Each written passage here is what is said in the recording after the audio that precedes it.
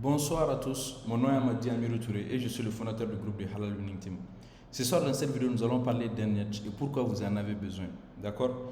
Et à la fin de cette vidéo, je vais également vous montrer le trade sur HeroJPY que j'ai pris dans le groupe principal où j'ai fait un bénéfice de plus de 14 000 dollars en me basant purement sur mon edge sur le marché. D'accord? Avant de commencer cette présentation, je vais vous partager cette citation de Paulo Coelho, okay, où il dit dans son livre de Alchimiste, il dit que la chance du débutant existe parce que la vie veut que vous réalisez vos rêves les plus élevés. Elle vous donne donc un avant-goût de la réussite dès vos débuts pour vous encourager à continuer. Et pratiquement la majeure partie des gens qui commencent le trading, vous allez voir que quand vous avez des comptes démo, vous commencez à faire des sommes astronomiques. Dans votre tête, le trading est très facile parce que vous êtes encore en démo. Et là, il se trouve même qu'il y a des gens qui vont commencer à trader en compte réel et leur premier mois de trading, ils arrivent à faire des retraits astronomiques ou bien ils vont se faire financer par des comptes propres firmes et retirer de l'argent, mais après ils commencent à revenir à la réalité, rien ne marche encore. Ou bien il se peut que ce sont des gens qui vont se retrouver du bon côté du marché à un moment donné avec la stratégie qu'ils ont eu à prendre avec quelqu'un d'autre. Et là, quand les conditions du marché changent, ils ne savent plus quoi faire. Donc la chance du débutant existe et c'est réel. Et c'est un très grand problème dans notre industrie qui est le trading. Parce que vous allez faire un mauvais diagnostic du problème si vous n'arrivez pas à comprendre que vous n'avez pas un edge et que vous êtes juste en train d'avoir la chance du débutant. D'accord? Maintenant, beaucoup de traders pensent que leur échec est dû à un problème de psychologie et de la mauvaise gestion des risques. Maintenant, la vérité est que la majeure partie des traders n'ont aucun edge. Lorsqu'ils traversent une période de winning strike par hasard, ils qualifient leur trade gagnant d'edge. Cela va les pousser à faire un mauvais diagnostic du problème. Et quand vous regardez dans l'industrie, la majeure partie des traders disent qu'eux, ils ont un problème psychologique, eux, ils tradent, ils ont une bonne stratégie, mais ils n'arrivent pas à faire de l'argent, tout ça.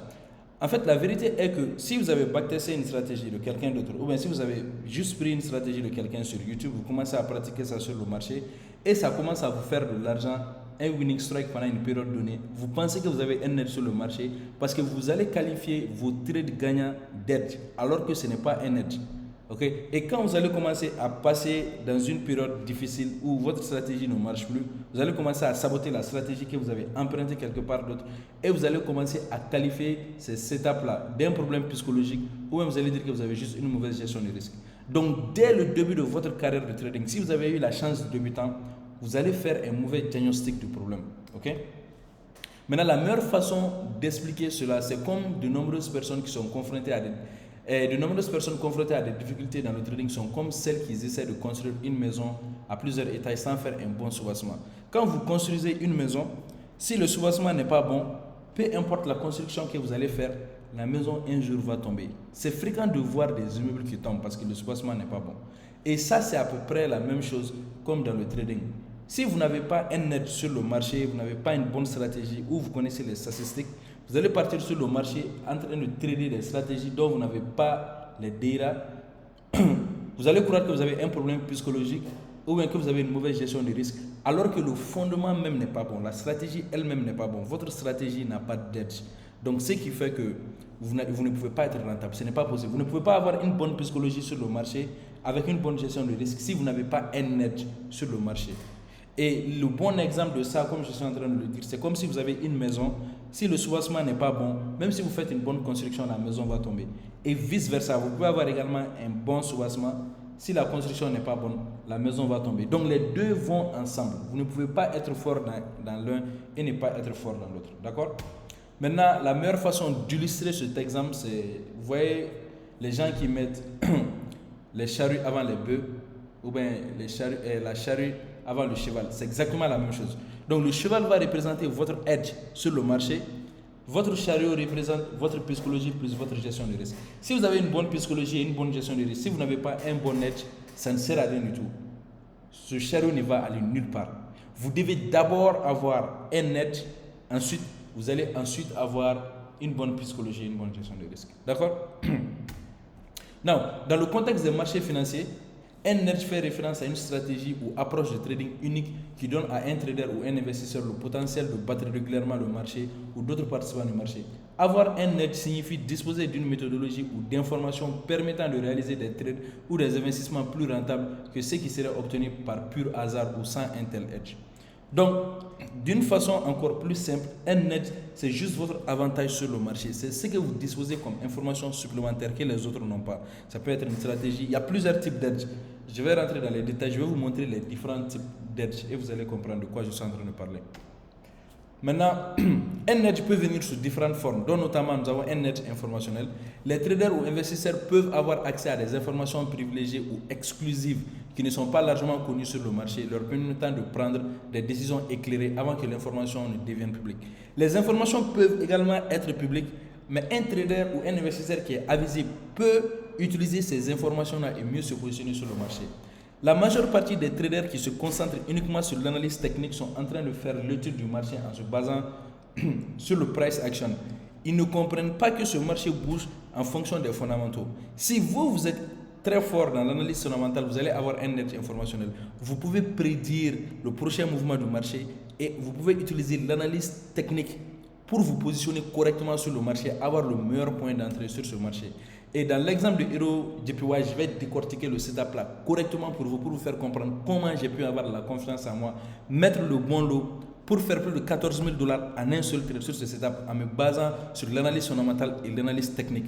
Parce que j'avais un edge informationnel sur le marché. Je savais ce que j'étais en train de faire. J'ai mis le bon risque, j'ai pris le bon trade. D'accord? Maintenant, on a aussi un edge analytique. Certains individus ou organisations peuvent posséder des outils d'analyse de données avancés, des algorithmes ou des modèles qui leur permettent d'identifier des motifs, des tendances ou des anomalies sur le marché que d'autres pourraient négliger. Si vous avez un AI ou bien si vous travaillez avec des développeurs, vous pouvez leur demander d'utiliser leur algorithme, d'étudier le marché pour pouvoir avoir un edge pour vous. Il y a beaucoup de personnes qui utilisent les algos pour faire de l'argent sur les marchés. Si vous avez cette capacité-là, si vous avez les moyens financiers pour vous doter de ces algos, vous pouvez faire énormément d'argent sur le marché. Okay? Maintenant, on a edge en stratégie de trading.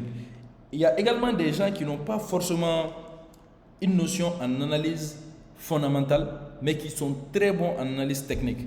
Et ces gens peuvent avoir un edge en backtestant, en faisant des séries de backtesting et en finissant par avoir un edge statique sur le marché. Ça veut dire que ces gens, sur chaque 100 trades, ils vont se retrouver à gagner au moins 50% ou bien 60%, à la même jusqu'à 80% de taux de réussite. Et avec ça, ils peuvent être rentables sur le marché sans forcément connaître l'analyse fondamentale. C'est bel et bien possible d'être rentable avec l'analyse technique simplement si vous le souhaitez, si vous vous donnez les moyens de l'étudier. Ce n'est juste pas facile de trouver les stratégies qui vont vous permettre de faire ça. D'accord?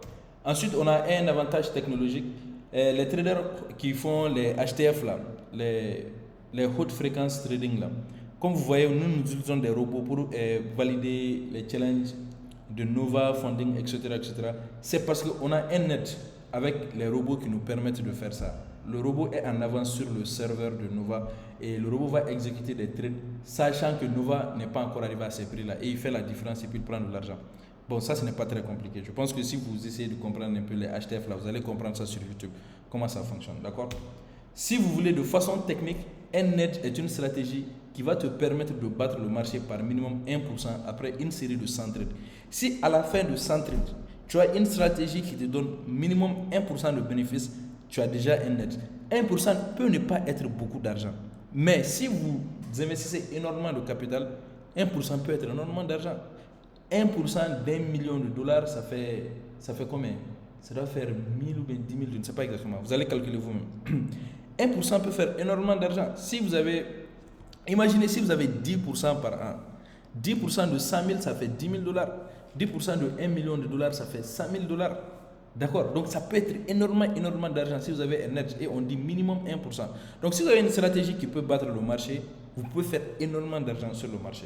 Maintenant, comment on quantifie, comment on identifie les edges? D'accord? Sur le marché de Forex, ce que vous allez faire, vous allez essayer de développer des stratégies en ayant des statistiques. Chez nous, au sein de notre communauté de Halal Winning Team, on classifie les setups. On a des setups A+, on a des setups B, on a des setups C, on a des setups D. Setup A+, c'est une stratégie qui marche et qui marche à plus de 90%. Ça veut dire que votre taux de réussite dépasse 90% et votre erreur minimum est de 1.2 erreur. À la fin de l'année, vous allez faire minimum 15% de retour sur investissement avec un setup A+. Généralement, les setups A+, ne sont pas vraiment très fréquents sur le marché. D'accord, vous n'allez pas les voir très fréquemment, mais quand ils viennent, c'est des stratégies qui vont donner énormément, vont vous faire beaucoup d'argent. 15%, ça c'est le minimum que vous devez aspirer à avoir. Mais les setups à plus, des fois, vous pouvez faire jusqu'à 30%, 40%, 50%. C'est des setups qui ne vont pas venir fréquemment. La fréquence doit être minimum de 20 fois. Ça veut dire qu'au moins 20 fois dans l'année, vous allez avoir des setups à plus. D'accord? Et le setup B, c'est pareil. Le taux de réussite du setup B est inférieur au taux de réussite du setup A. Ça va varier entre 75% et 89%. D'accord? Et le setup C, c'est en bas de 75%. Ça peut aller de 50% jusqu'à 70% si vous le souhaitez. Maintenant, si vous regardez ce graphe, j'essaie de l'expliquer. Steve, qui se trouve au milieu, est un ami à moi. D'accord? Il s'intéresse à la boxe, il commence à faire de la boxe. Il a quelques stats. Quand vous regardez ici, on a Floyd, qui est Floyd Mayweather. Floyd est un boxeur américain. Il est hyper fort. Il ne perd jamais ses trucs. Tu vas prendre 10 combats de Floyd. Floyd va perdre peut-être un seul combat. Floyd dépense des millions et des millions de dollars pour se former. Floyd a des coachs A+. Donc quand Floyd va sur le ring et commence à faire de la boxe, les gens vont miser sur Floyd parce que tout le monde sait qu'en général, Floyd va gagner. Sur les marchés du Forex, dans mon illustration, Floyd est un setup A+. On connaît les statistiques de Floyd. On sait que ça fait des années et des années que Floyd fait de la boxe. On sait que quand Floyd vient sur le ring pour boxer, il va gagner. C'est un setup A+. Floyd est un setup A+. D'accord? Steve est un ami à moi. Il n'a pas beaucoup de stats. Il commence à s'intéresser à la boxe. Il en fait un peu. Il bat quelques-uns le battent. Il commence à avoir des stats. On peut dire que Steve est un setup C. C, il n'est pas un setup A+, parce qu'on ne peut pas miser 90% du temps sur Steve pour dire qu'il va gagner ses combats. Il doit encore faire ses preuves. Steve, tu peux miser sur Steve à 60% quand il commence à gagner quelques combats, mais il n'a pas autant d'expérience. Donc Steve est un setup C. Sur le marché du Forex, c'est pareil. Si vous backtestez et que vous avez des statistiques, vous pouvez avoir des setups A+, vous pouvez avoir des setups C. Maintenant, de l'autre côté, on a moi, Amiro. Regardez, je suis quand même costaud, d'accord, mais je n'ai jamais fait de la boxe. Quand tu vas me mettre sur un ring, c'est sûr que quelqu'un va me boxer. Je ne sais pas, je ne connais pas mes statistiques. Je ne sais pas si je vais gagner ou bien si je vais perdre. Ce qui fait que moi, quand tu me regardes, tu ne peux pas miser sur moi. La majeure partie des traders indépendants, qu'est-ce qu'ils font? Vous partez sur YouTube, vous étudiez des concepts. Vous partez les appliquer sur la charte sans connaître les statistiques de ces chartes-là. Quand vous prenez Steve et quand vous prenez Floyd, vous savez que Floyd a des données. On sait que pendant les 10-15 dernières années, Floyd a gagné ce nombre de fois. Donc, il y a une très forte probabilité que quand Floyd va venir sur le ring, il va gagner. Pour Steve, on n'a pas assez de statistiques. On a des statistiques, mais Steve n'est pas arrivé à un certain niveau où tu peux dire que Steve va gagner à 90% du temps. Tu peux miser 50%, 60% du temps sur Steve, mais tu ne peux pas dire que Steve il va gagner parce qu'il n'a pas les mêmes stats que Floyd. Moi, je n'ai aucune statistique, je n'ai jamais fait la boxe, vous ne pouvez pas miser sur moi. Si vous mettez 1 franc sur moi, ça veut dire que vous êtes idiot parce que vous êtes en train de jeter votre argent par la fenêtre. Sur les marchés, c'est exactement comme ça. Vous partez sur YouTube, vous prenez des concepts dont vous ne connaissez pas les statistiques, vous partez les appliquer sur le marché. À un moment donné, ça va marcher. Un autre moment, ça ne va pas marcher. Vous pensez que vous avez une stratégie, alors que vous n'avez pas une stratégie, parce que vous ne connaissez pas les statistiques de votre stratégie. C'est ce qui est très dangereux pour un trader professionnel. Vous devez connaître vos statistiques. Un trader sans stats est un farceur. Vous n'êtes pas un bon trader. Vous devez connaître la saisonnalité de vos paires. Vous devez connaître durant quel mois vos paires ont de la volatilité. Vous devez savoir quand est-ce que vous devez quitter le marché, quand est-ce qu'il faut être sur le marché. D'accord? Non, c'est extrêmement difficile d'avoir un edge sur le marché. Le jour que vous aurez votre edge, vous deviendrez des traders professionnels. Ça, c'est clair. Je n'ai jamais vu un trader qui a un edge qui n'est pas rentable. Ça n'existe pas. Et c'est ce qui fait la différence entre un professionnel et un débutant. Un trader professionnel a des stats. Il sait ce qu'il est en train de faire. Il a étudié ça pendant des années et des années. Il peut se rappeler exactement du type de setup qu'il va prendre et il sait comment il va le faire. Et vous partez regarder les setups des gens sur YouTube et vous voulez appliquer ça sur le marché. Ça ne peut pas marcher. Vous ne pouvez pas être rentable avec la stratégie de quelqu'un d'autre si vous n'avez pas fait le travail. D'accord? Donc ça, c'est un travail que vous devez faire. Ça peut vous prendre jusqu'à 6 mois avant de devenir rentable. Avoir des données peut vous prendre 6 mois, ça peut vous prendre 1 an, ça peut vous prendre 2 ans. Mais 2 ans, c'est quoi dans la vie d'un homme qui va vivre pendant au moins 50 ans? Faites le travail comme il se doit. trouvez votre edge et devenez des traders professionnels. D'accord? Next. Maintenant, il y a plusieurs façons d'avoir votre edge sur le marché. Ok? Je vais vous donner les méthodes que vous pouvez utiliser pour avoir votre edge sur le marché. À vous d'utiliser l'une de ces méthodes-là pour avoir des stats. Maintenant, la première méthode est la méthode d'observation. Ok? Sa description est que vous pouvez observer de façon active les patterns qui se répètent, les corrélations et le price action tous les jours pendant une longue période de temps afin d'avoir des données. Cela consiste à seulement regarder la charte, prendre des notes. D'accord? Vous n'avez pas besoin d'être quelqu'un qui est vraiment engagé. Vous pouvez juste observer le marché pendant un bon bout de temps pour commencer à faire des remarques et prendre des notes. Et vous pouvez utiliser ce que vous avez pris comme note pour essayer de voir si vous pouvez avoir un edge sur le marché. Maintenant, le problème avec ça, c'est que c'est un modèle qui est très très lent. Ça va vous prendre beaucoup d'années avant de voir la rentabilité. Parce que c'est quelque chose qui va se passer en temps réel et ça va vous prendre énormément de temps avant de le faire. Et avant d'avoir un edge, d'accord? Maintenant, la deuxième façon d'avoir votre edge, c'est d'utiliser la méthode de l'hypothèse. Vous allez créer un scénario, une idée logique dans votre tête. Ensuite, vous allez essayer de backtester ça sur le marché pour voir si cela pouvait marcher. En général, si vous avez l'habitude de faire beaucoup de backtesting, cela arrive à tout le monde. Vous allez observer qu'à un moment donné, même en dormant, il y a des scénarios qui viennent dans votre tête. Dès que vous vous réveillez, vous voulez aller essayer ça sur le marché pour voir si ça pouvait donner quelque chose. Les gens qui font beaucoup de backtesting ont souvent vont avoir ce genre d'idées dans leur tête. Ils vont essayer de créer des scénarios dans leur tête. Ils vont essayer d'aller backtester ça pour voir si ça va donner des résultats. Vous pouvez utiliser cette méthode également. Cette méthode également est accessible à tout le monde. Vous pouvez effectivement simuler des situations logiques qui devraient donner des résultats, mais cela vous prendra énormément de créativité et de réflexion. Si vous ne réfléchissez pas beaucoup, vous ne pouvez pas faire la méthode de l'hypothèse. La troisième méthode, c'est la méthode de l'ingénierie renversée. Vous allez analyser les anciens mouvements du marché pour identifier les variables prédictibles et les setups pour ensuite développer un système. La méthode de l'ingénierie renversée, ce n'est autre chose que faire retourner le marché en arrière pour essayer d'auditer les mouvements les plus importants afin de comprendre qu'est-ce qui s'est passé, prendre les variables qui sont prédictibles et les utiliser pour développer un système. Très simple. Par exemple, vous prenez une paire comme EURUSD, vous allez voir dans une zone de support, si le marché commence à faire un mouvement très impulsif, le jour exactement où le marché a fait ça, allez-y regarder le calendrier économique pour essayer de comprendre qu'est-ce qui s'est passé. Pourquoi le marché a quitté cette zone de support avec une violence. Allez-y auditer, essayez de voir si ce mouvement s'est répété plusieurs fois dans l'histoire. Chaque fois que ça se répète, qu'est-ce que le marché fait? Vous pouvez utiliser ces données-là pour développer un système. Ça, c'est une façon de le faire. Il y a les zones psychologiques également. Regardez comment le marché réagit dans des zones psychologiques. Vous pouvez utiliser ces données-là, les auditer pour voir si la prochaine fois, si le marché vient, quelles sont les heures spécifiques durant lesquelles le marché a tendance à rejeter ces zones-là. D'accord? Est-ce qu'il y a une prise de liquidité avant que le marché ne rejette la zone? Est-ce que le marché va casser la zone avant de revenir ensuite en bas de la zone?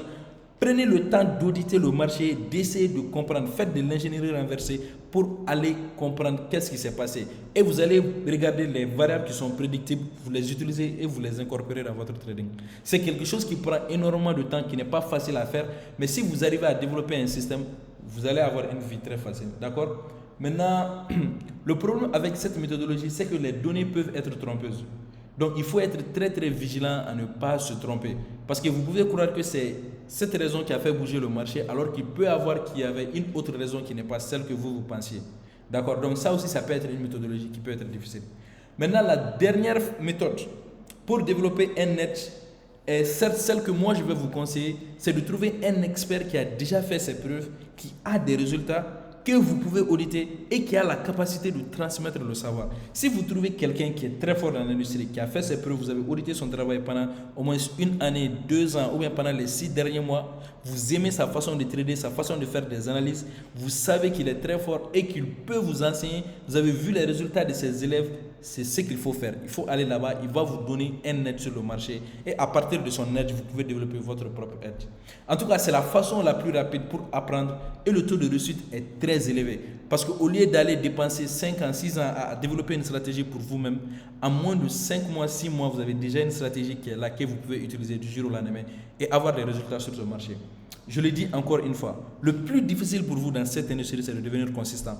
Une fois que vous arrivez à imiter un mentor qui a des résultats, Vous allez devenir consistant et vous avez tout le temps du monde pour développer votre propre stratégie. Vous devez déjà quitter ce mindset-là de quelqu'un qui n'est pas consistant. Une fois que vous êtes consistant, tout le reste est facile. Maintenant, ça dépend de vous si vous voulez devenir des traders pro dans l'industrie. Vous allez commencer à développer votre propre stratégie petit à petit. Vous allez avoir un playbook où vous allez mettre des setups A+, des setups B, des setups C. Comme vous avez maintenant le temps de le faire parce que vous vivez du trading, vous n'avez pas besoin d'aller travailler pour quelqu'un. Vous prenez le temps pour développer votre propre stratégie. Mais au début, imitez quelqu'un qui a déjà fait ses preuves et vous allez partir très vite dans l'industrie. D'accord? Maintenant, le problème avec ça, avec cette méthode, c'est que c'est très difficile d'accès. Ça demande une formation spécialisée et très peu de personnes ont la volonté de partager leur edge. C'est très difficile de trouver sur un trader rentable qui va vouloir partager son edge avec vous. Mais également aussi, il y a le fait que les formations coûtent extrêmement cher.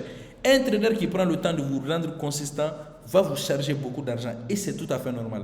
Les formations, c'est un luxe. Vous avez les 4 méthodes pour trouver votre edge sur le marché. Si vous décidez de prendre la 4e méthode, sachez que vous allez dépenser beaucoup d'argent pour l'avoir. En tout cas, si vous tombez sur un bon professeur. D'accord? Maintenant, je pense que j'ai assez bavardé. Allons-y, regardez maintenant le setup sur EuroJPY. D'accord, regardez, donc sur le trade a été exécuté au niveau de 159.400 et quelques, ok, à cause du spread, etc., vous avez vu, le trade a été exécuté à 159.503 et je l'ai fermé à 161.231, d'accord. On a fait un bénéfice de $14 000 sur le setup avec un seul trade. Je vais partir sur mon graphe, je vais vous expliquer les raisons pour lesquelles je suis familier avec le concept de la SMC. Attendez, venez ici. On vient ici sur la charte. Moi, je n'analyse jamais le marché sans regarder le contexte fondamental d'abord. L'analyse fondamentale est la première étape que je vais faire d'abord. Regardez, le marché continue de monter malgré que moi je suis sorti. Regardez. La première des choses que je fais, je viens sur le calendrier économique. Ok? Je vais vous mettre dans le contexte de pourquoi le trade a été pris. D'abord, il s'est avéré qu'au moment où, quand je commençais à m'intéresser à ce setup-là, ok? Le 31, entre le 30 et le 31, ok, il y avait Bank of Japan qui avait fait une nouvelle économique. Ok, on avait le taux d'intérêt sur le yen, taux d'intérêt au niveau du Japon. Maintenant, quelques jours, c'est-à-dire quelques heures, quelques heures avant la sortie des taux d'intérêt, vous voyez ce mouvement impulsif là qui est sorti. Regardez ce mouvement là. Vous voyez ce mouvement impulsif baissier qui est là, ok. Quelques heures avant la sortie de la nouvelle, il y avait des rumeurs que Bank of Japan allait éventuellement augmenter leur yield curve control. C'était juste des rumeurs. Et cette rumeur a poussé le marché à tomber et a fait croire aux investisseurs qu'il y a une possibilité que Bank of Japan va commencer à envisager un changement de politique monétaire. Donc ce mouvement baissier qui a commencé à donner de l'espoir aux traders a fait chuter le prix temporairement avant que les résultats ne sortent le lendemain. Donc ce qui fait que les attentes des investisseurs étaient en train de changer avant la sortie. Et cette consolidation nous permettait de savoir qu'il y avait de l'indécision sur le marché. On devait faire attention. Qu'est-ce qui se passe lorsqu'il y a une surprise sur le marché? Quand c'est à quoi on s'attend ne se passe pas, le marché va le manifester en faisant des mouvements impulsifs qui sont clairs et qui est évident. Maintenant, regardez ça. Quand on revient un peu dans l'histoire, il y avait éventuellement, je vais vous faire sortir la charte du yen. Ok, vous allez voir. Je vais vous donner la charte du yen. Regardez ça. En fin d'année, quand vous regardez cette charte, ok, regardez. En fin d'année 2022, ok, j'ai fait une vidéo. Vous pouvez aller regarder la vidéo là sur le groupe. Et j'ai mis la vidéo là en fin d'année, ok, vers le début janvier, le 3 janvier comme ça. J'avais fait une vidéo sur le yen. J'avais expliqué éventuellement que le yen allait changer. Il y avait une attente. La banque centrale japonaise avait changé le yield curve control. Ils ont augmenté ça de 0,25%. Et le yen a commencé à être haussier parce que les investisseurs ont commencé à imaginer que le Japon allait changer de politique monétaire. Et au moment où on devait s'attendre à ça, okay, donc le yen a commencé à devenir haussier. Quand ils ont changé le yield curve control, les investisseurs étaient en train d'imaginer que Bank of Japan allait commencer à changer de politique monétaire l'année qui allait suivre. Vers janvier, comme ça, regardez quand le marché a commencé à chuter, ça c'était le 17. Quand on va regarder le calendrier économique, vous allez voir que vers le 17 janvier, comme ça, Bank of Japan n'a pas changé de politique monétaire. Ils ont maintenu exactement le taux d'intérêt en négatif. Ce qui a fait que le marché a commencé à couler durant toute cette période-là. Et moi et mes élèves, on a fait énormément d'argent sur le yen quand le marché a commencé à chuter. Parce qu'il y avait une attente du marché qui était là, ça n'a pas été réalisé. Le yen a commencé à partir à la baisse et toutes les paires qui étaient sur le yen ont commencé à tomber et ont commencé à partir de la hausse parce que la politique monétaire a changé. Ça, c'est des documentations que je peux vous montrer. D'accord? Je vais essayer de voir ça. Est-ce que je peux trouver ça sur... Attendez, je vais chercher ça pour vous. Je vais voir si je peux trouver ça pour vous. Donnez-moi juste une seconde. Le Halal Winning Team. C'était en janvier. Vous allez voir que... Je vais vous montrer. C'était en janvier. D'accord? Fin d'année. On rentrait en janvier. Je vais vous montrer. Novembre, décembre. Ok, on va regarder cette vidéo ensemble. D'accord? Bonsoir à tous. Ici Amadi Amirou Touré, fondateur du groupe de Halal Winning Team. Ce soir, dans cette vidéo, nous allons parler des marchés financiers, comment 2023 va être une année très difficile sur les marchés et comment vous pouvez utiliser cette information pour vous protéger ou bien peut-être l'utiliser pour faire de l'argent sur les marchés financiers. En effet, au sein de notre conseil d'administration, nous avons décidé de nous concentrer cette année purement sur le yen japonais. Parce qu'en réalité, si vous suivez les marchés financiers, lorsqu'il y a une crise majeure dans le monde, ou bien quand on s'apprête à aller dans une récession, il y a trois devises spécifiques que les investisseurs regardent. On regarde le dollar américain parce que c'est la plus grande économie du monde. On regarde le Japon parce que le Japon a une politique monétaire très stable. Et on prend également le franc suisse. Maintenant, ce qui s'est passé durant le Covid et quand la guerre a commencé en Ukraine, on a commencé à avoir de l'inflation partout dans le monde. Et tous les autres pays ont commencé à augmenter les taux d'intérêt pour essayer de lutter contre l'inflation. Le Japon était la seule exception. C'est la raison pour laquelle les investisseurs ont décidé de prendre leur argent et l'amener aux États-Unis. On a vu comment le dollar américain a pris énormément de valeur, mais également comment le yen japonais a perdu énormément de valeur. Maintenant, cette politique a commencé à changer parce que nous avons commencé à voir que en fin 2022, le Japon a commencé à donner des signes qu'ils vont commencer à changer leur politique monétaire. Et ça, c'est une information qui est très très importante parce que nous voyons sur la charte que le yen japonais commence à prendre la valeur.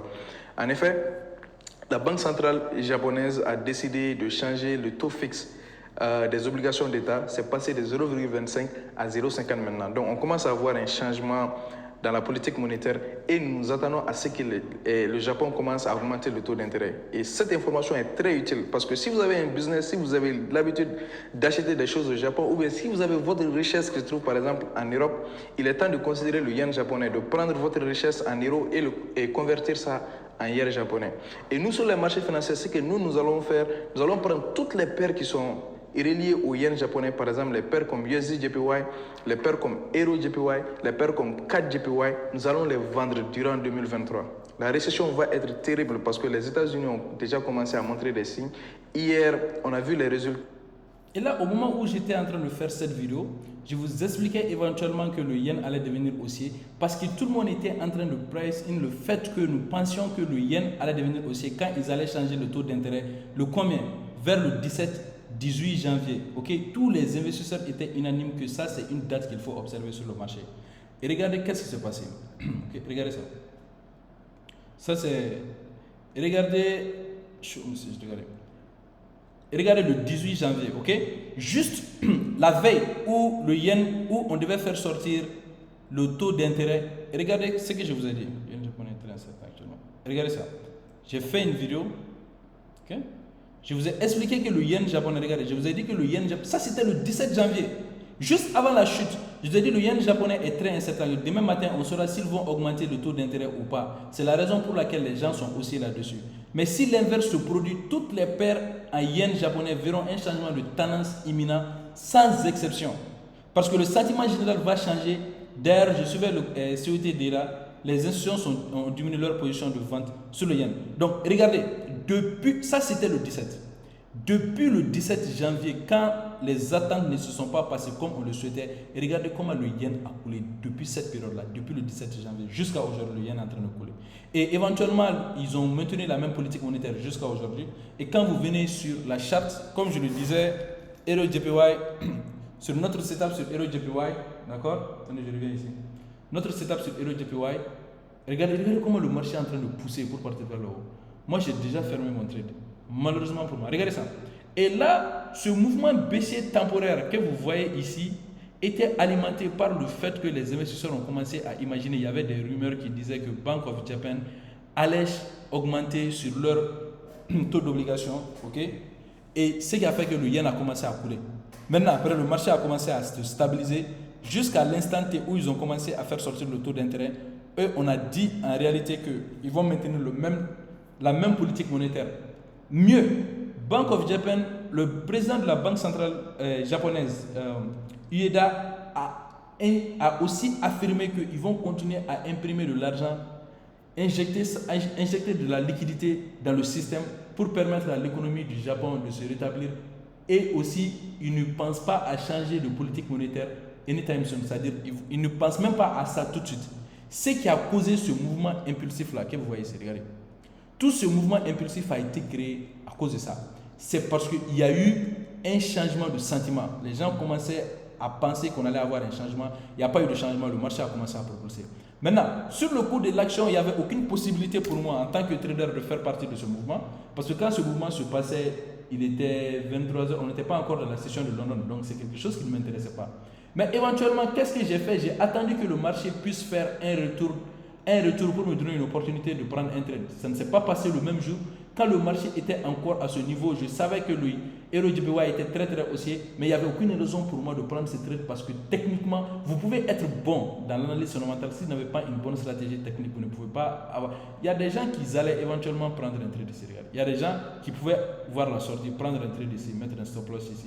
Mais regardez, quand vous le faites comme ça, non seulement vous allez partir en bénéfice, après le marché allait revenir contre vous vers break-even, ensuite repartir dans votre sens. Moi, je ne veux pas un trade comme ça. Je veux que ça soit un très très bon trade. Quelles étaient les bonnes zones? Même si vous n'avez pas beaucoup de notions en analyse, même si vous n'avez pas une très très bonne notion en analyse technique, si vous êtes bon fondamentalement, regardez ça, c'est des zones de support-résistance que vous pouvez matérialiser. Il y a des gens qui allaient profiter du mouvement ici. Se dire, bon, ok, voici une zone de support-résistance, ok, vous pouvez raffiner ça jusqu'à ici. On vient, on rejette, sorti de la nouvelle Bank of Japan, on casse la zone de résistance. Cette zone a été cassée. Pourquoi cette zone elle a été cassée? Elle a été cassée parce qu'éventuellement on a maintenu les taux au même endroit. Ça devient historiquement une zone de support-résistance pour le yen. Le marché revient exactement où? Sur cette zone de support-résistance. Si ça c'est une stratégie qui est difficile pour vous de matérialiser, il y a des gens qui vont utiliser la stratégie de FIB. Ils vont mettre leur FIB à partir d'ici et ici et ils vont prendre un trade au niveau des 0,50. Et ça, c'est une stratégie pour eux. Mieux, les gens qui utilisent seulement l'analyse technique et qui ont vu des nouvelles comme ça peuvent profiter pour regarder la structure du marché en regardant les higher high, higher low, higher high, higher low, higher high, higher low, higher high, higher low. Ils savent qu'il faut prendre un trade dans cette zone, pousser les prix pour aller. Peu importe la stratégie que vous utilisez, il y avait à boire et à manger dedans. Les gens qui veulent encore aller sur le petit time frame, utiliser la stratégie de Wyckoff. Quand vous venez sur si vous venez sur la charte de 15 minutes, vous pouvez regarder qu'on a un Wyckoff complet qui est là, on a le PS qui est là. D'accord, je peux vous faire sortir ça. Okay? On va écrire ça ensemble. Okay? On a le PS qui est là. D'accord? On a le Selling Climax XS. On a le Selling Climax qui est là. On a le AR qui est là. Le marché descend. On crée le Spring. STB encore appelé Spring. Si vous voulez, je vous donne ça sous forme STB ou bien Spring qui est là. On fait des cassures de structure. On a un changement de caractère qui est là. Le marché commence à faire des mouvements impulsifs. Okay? On commence à voir ce changement de mouvement impulsif. Ça, c'est un changement de caractère. Et regardez le temps que le marché prend pour partir. On ne prend pas le même temps pour descendre. On prend énormément plus de temps en descendant. On revient, on ne casse jamais le plus bas niveau. Ce qui veut dire que ça, c'est un niveau qui est stable. Le marché part à la hausse. On fait une autre cassure vers le haut, nous confirmant un changement, un break of structure, confirmant un changement de structure. Et si vous voulez prendre un trade, vous mettez votre FIB à partir d'ici et ici.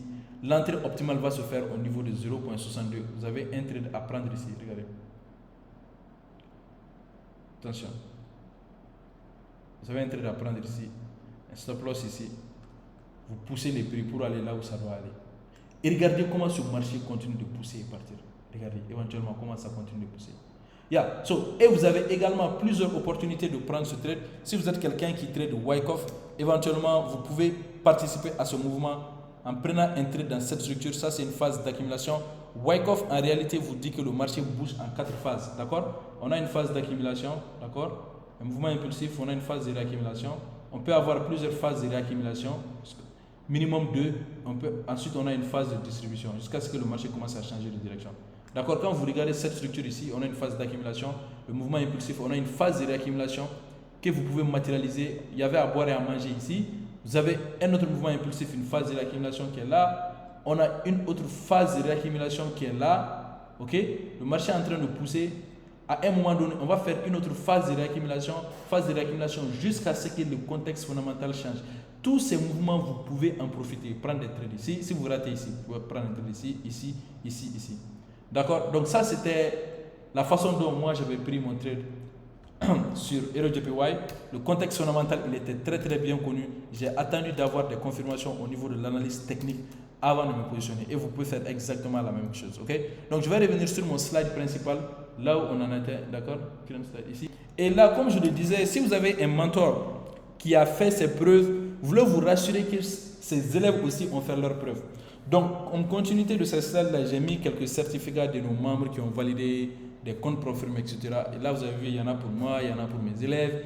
Il y a beaucoup de certificats ici. Okay? Nos élèves sont en train de casser le marché. Ils sont en train de faire des retraits astronomiques. Et ce slide n'est pas à jour. Ça, c'est une présentation que j'avais faite il y a très longtemps. D'accord, j'avais fait cette présentation il y a très longtemps. Maintenant, après ça, il y a eu beaucoup de retraits sur ces différents comptes. Et là, à la fin, j'ai mis, par exemple, il y a un de nos élèves qui a eu plus de 20 000 $ avec TFF que j'avais mis sous ce slide là ici. Donc, je suis en train de récolter les données. Donc, regardez ça. Il y a énormément de résultats chez nous. Et si ce que nous faisons au sein de notre programme fondamental vous intéresse, je vous invite à m'écrire. Et si la formation qui va se tenir au mois de février prochain, Inch'Allah, si ça vous intéresse, vous pouvez m'écrire en privé et nous pouvons en discuter. Merci et bonne soirée.